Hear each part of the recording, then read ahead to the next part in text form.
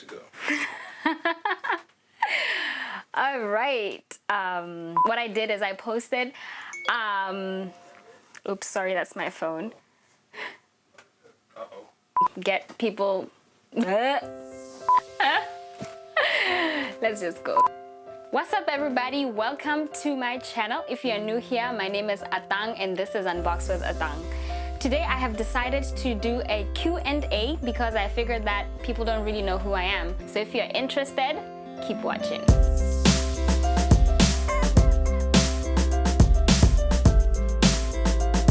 Alright guys, so I have a couple of questions with me that I got from my Instagram that people asked me, and I'm gonna try and answer them to the best of my knowledge. Are you guys ready? The first question is, I'm not gonna say who it's from, I'll just say the question. So the first question is, tell us a little bit about where you went or go to school. Alright, so I guess I should give a little background about myself. I'm from Botswana and I was born and bred in Botswana, went to high school there, and then I went to college in New York. I went to Stony Brook University, and then now I'm in the Caribbean and I am a medical student. Next question, favorite movies? Oh, movies with an S, so I don't have to say one, all right? Okay, so, well, from a young age, I've always liked white chicks. I mean, who doesn't like white chicks? If you haven't watched it, go watch it and then we'll come talk about it. But currently, honestly, Black Panther was so good. It was so good, like the way that Africa was depicted. I just think it was so empowering and so powerful, and you know, so much representation for all the black, you know, kids out there that can now look into a screen and see themselves and see, you know, the possibility of them being successful, like being a king or a scientist, or you know, being the army. Like there is the amount of opportunities that movie presented to children is pretty much unlimited. So I really like that aspect about it. Plus I kind of like Lupita Nyong'o, you know, Ibambe. Next question, what are your insecurities? Why did you ask me this question? I guess insecurities are meant to make someone more real, but for me, I would say that growing up, ever since puberty, I've always had bad skin. So even today, it's something that I'm still currently trying to deal with. It's not really an insecurity today like it was, you know, when I was a teenager, just because it's just kind of like, listen, what am I supposed to do? I've done everything right. You know, I've tried all these products. Literally, my mom has bought me products from every single brand that you can think of.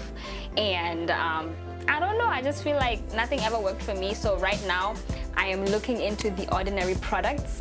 You know, my doctor was like, you know, you should try out The Ordinary products, and she made a whole schedule for me. So if that works, I'm gonna make a YouTube video and help each and everybody who has skin problems out there, because I know how annoying it can be to just wake up in the morning and you have like literally a pustule over there.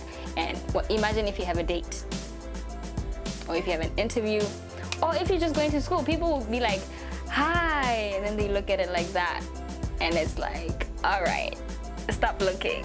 It's kind of annoying. So I wouldn't say it's an insecurity, it's just something that's kind of annoying me, and I just want to get it right, because it's one of those things where you just tried something, you literally do everything right, you drink water, you eat well.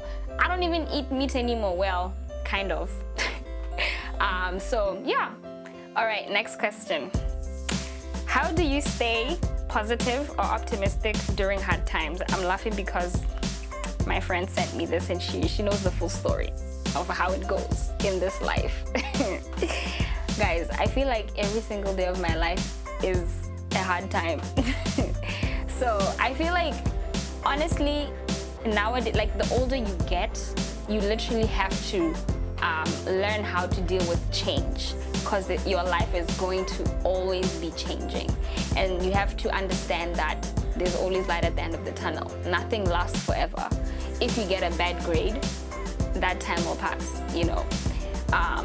If somebody passes away that's close to you, you know, you might never get over it, but it will get better with time.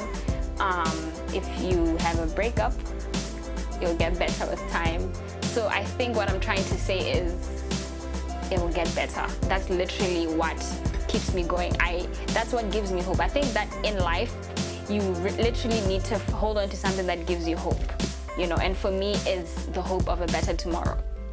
And I'm also a Christian, you know, so believing in God gives me that opportunity to, you know, look to God for a better tomorrow, because once humanity fails and you look to God who's above humanity, that's just, it gives me a little bit more of a hope. Like if, for example, if somebody dies and I know that there's an afterlife, I believe in the afterlife, I know I'm gonna see them again, you know, so I know it's not the end. So I think for me, it's really just trying to stay optimistic and, you know, knowing that it's not the end of the road just because I'm going through this difficult time right now. There'll be a better tomorrow. I just have to make sure that I go through the emotions, and then once I go through the emotions, I'm able to move on. Never deny what you're feeling. Accept yourself. Sit there with an open heart and allow yourself to feel, and it will get better. So yeah, that's my little secret. All right, next question. How is it living in the Caribbean? Did you experience any cultural shocks? You know, this one is a little bit interesting because, as I said before, I'm from Botswana, and then I moved to New York, and then I moved to the Caribbean. So the Caribbean is a little bit more like Botswana in the sense that, I'll give you guys one example. When I moved to New York, people don't really say hi, hello on the street. Like if you walk into, let's say the hospital, you don't really go around greeting everybody, right? So I had to adapt to that. Then when I moved to the Caribbean, I had to understand that no, here you have to literally say good morning. When you pass a patient, you say good morning. You say good morning to everybody, good morning, which is what we do in Botswana. Like in Botswana, when you get into a cab, you have to literally say good morning. In New York, you don't necessarily have to say hello. I mean, if you're on the subway, you have to mind your own business. Actually, you're advised to mind your own business because you don't know if you might have a little verbal disagreement with somebody, or somebody might just be having a bad day, and you just never know. So you literally have to mind your own business. So that adaptation was huge in terms of being something that I had to instantly switch up in my life when I moved to the Caribbean. I was like, okay, let me think as though I'm in Botswana. So I feel like the Caribbean and the African cultures are a little bit similar. So I think that's just one of the cultural shocks that it's not a cultural shock, like I said. It's just kind of like, okay, this is what I'm used to, so now I have to adapt, you know, if that makes sense. So yeah. How did you survive undergrad? So as I said earlier, I went to Stony Brook, and I was a biochemistry major, which, you know, sometimes I'm like, why did I do that to myself? It was hectic, you know, at that time it was extremely hectic. At least the first 2 years were kind of, you know, they were kind of, not a breeze, but they were much better. But when I got to the third and fourth year and I started taking the upper division classes, you know, the content started to get a little bit deep and I had to study a lot. But it wasn't like studying in med school. At the time I was like, yo, this is a lot, you know. So what I did is I would usually just go back and listen to the echoes, and I'll just make my notes from what the professor was saying. And from that, the best thing you can do is practice questions, because some of the questions, they repeat, and practicing questions also allows you to understand how the professors are going to test you, and so you hit those points when you study, you know. So it's really helpful, I guess, to use the objectives, because if you can answer the objectives, then you should be fine. But all in all, college is not that bad, and I'm only saying this now because I'm in med school, and I'm saying it in comparison to med school. You know, so if you're in college, just make sure you practice and practice and practice the questions. If you have a major where you write a lot of essays, practice writing essays. Go to the TAs, get help. Go to the professor's office hours, get help. Don't even play yourself and like stay until, you know, the end of the semester. Do not do that. Get help early so that once the exam comes, you'll just be able to be confident, because confidence really is what will get you halfway when it comes to exams. Okay guys, the next one is a little bit personal. Girl, I'm gonna kill you for asking me this question. Do you think a man should pay on the first date? Okay, guys. If he doesn't pay, who's going to pay? Who's gonna pay if he doesn't pay? Someone has to pay, and that person is not me. You know what I mean? Like, duh. I mean, I can pay for myself, but if I pay for myself, how are you gonna feel about yourself? You know what I mean? Like, why did you ask me out on a date if you can't pay? So that's my answer. Okay, guys. What is your favorite self-care practice? Okay, self-care. Hey, you know, self-care is very broad, because I feel like with self-care you have to literally hit all the different categories in your life, whether it's the spiritual self-care, the mental self-care, physical, you know, emotional. So I feel like currently in my life right now, I'm trying to learn how to take care of myself mentally. You know, so I'm educating myself a lot about, you know, things like reparenting, creating conscious awareness. And I follow the holistic psychologist on Instagram. So if you are into that kind of stuff, you should follow her. She educates you so much about things like the inner child and, you know, how to stop betraying yourself and how to set boundaries. Oh my goodness.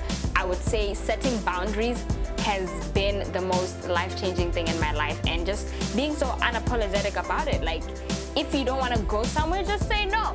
You know, we live in a world where we are forced so much to make other people comfortable, such that we neglect our own needs. And I believe that, you know, we need to kind of shift the narrative just a little bit. You know, you need to make sure you take care of yourself as you're taking care of others, or before you take care of others, or however you want to put it. But the point is, learn how to set boundaries so that you don't end up betraying yourself. So yeah, my self-care really is taking care of my mental health. Okay, the next question. What do you do in your spare time? Okay, spare time.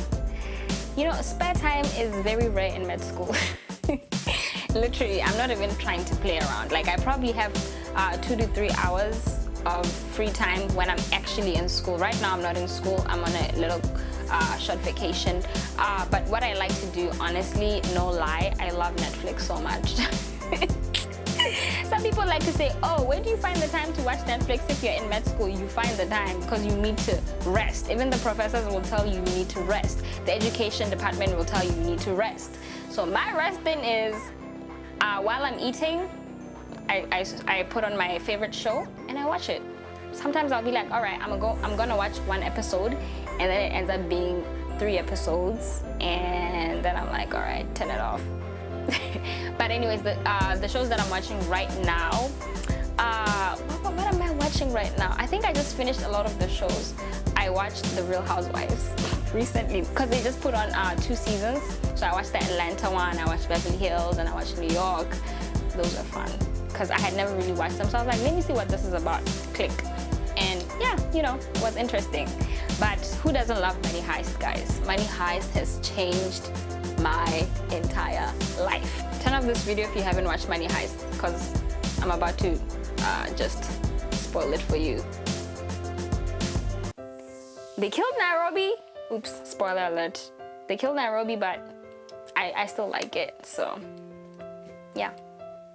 Okay, we're almost done, guys. Just bear with me. We're almost done. 4 more questions. All right. When did you become interested in traveling? Honestly, who is not interested in traveling? From a young age, my mom went to school in South Africa, and every vacation that I had, every school vacation I had, I would travel by myself to South Africa using Intercape. So she was in Cape Town. Right now, I literally know a lot of places in Cape Town just from when I was 12 years old, traveling there. So that was really fun for me to see the country, and I think my mom really did a good job at teaching me to appreciate other people's cultures and just to love traveling. So that was like the first initiation into traveling, well, outside of the country. I did go to Victoria Falls for a camp. Well, the camp was in Kasane, then, you know, we crossed over to Victoria Falls, and I think it was probably around the same time I began traveling to Cape Town. But my first international travel, like intercontinental travel, was, when was it? Oh, I was in high school. I went to Westwood for my Form 6, and I IB, International Baccalaureate, and we went to Turkey, Istanbul, and that was the best experience ever. It was for like 4 days. No, 4 nights, 5 days. We went there for a school conference, and wow, you guys, that was literally the best experience of my life. And from that day onwards, I told myself I want to travel the world, because the amount of cultural shock was interesting. Next question. Are you single? No. Yes. What? Huh? What? Wait. Entanglement, single. Which one is which? Okay, no, I'm playing. Next question. I shall not be answering that question, guys. Why did you ask me that question? Next. How tall are you? I'm 5'5". I'm not that tall. I have long legs and long arms, so sometimes when I'm standing at a distance, it might be confusing because I would seem tall, but then when I walk close to you, you're like, oh, you're not that tall. So I'm 5'5". Do I wish I was taller? No, I think I'm perfectly fine with my height. So yeah. Okay, the last question. Talk about moving. Do you like starting over when you move to a new place? You know, as I told you guys, I lived in Botswana, then I lived in the US, and then now I live in the Caribbean. So I kind of have no choice but to learn to love the place that I live in. So it has now become part of my life. I've accepted that probably in my life I'm gonna be moving a lot, you know. So yes, what was the question again? Do you like starting over? Yeah, in terms of starting over, my thing is it's a little bit awkward for me. I'm a huge introvert. Yes, I'm an introvert, but people think I'm an extrovert, but I think I'm a huge introvert. So when I go to a new place, sometimes you just don't know, you know, what kind of people you're gonna find there, but you always find a group of people that you relate to. So that's like always a good thing. So for me, I'm an Adventist, so people at church, I've formed a very strong bond with them in Antigua, in the US, in Botswana. So that always helps. And then in med school, you just kind of get to know people from your class. So it's something that has to happen. You know, if you delay it, it still has to happen. If you start soon, it still has to happen. So you just have to get outside of that comfort zone and just say hello to somebody, smile at someone. How are you doing? How's your day? And it just gets easier. So for me, right now in my life, I think I'm at a point where, like I said, I've accepted that that's gonna be my life. Like once I'm done in Antigua, I'm moving back to the US. So I'm gonna meet a whole new group of people. So it pushes me outside of that comfort zone and just allows me to be a little bit more out there and just to meet new people. Who doesn't like meeting new people, you know? So yeah, that's my last question. So thank you guys so much for watching. If you made it to the end of the video, please do not forget to like the video and subscribe it. And leave a comment below, let me know what you liked, how I can improve, or what other videos you would like to see in my channel. You know, I'm still new to this whole YouTube world. I'm learning, please bear with me. Thank you guys so much for watching. Hope you enjoyed it. Bye.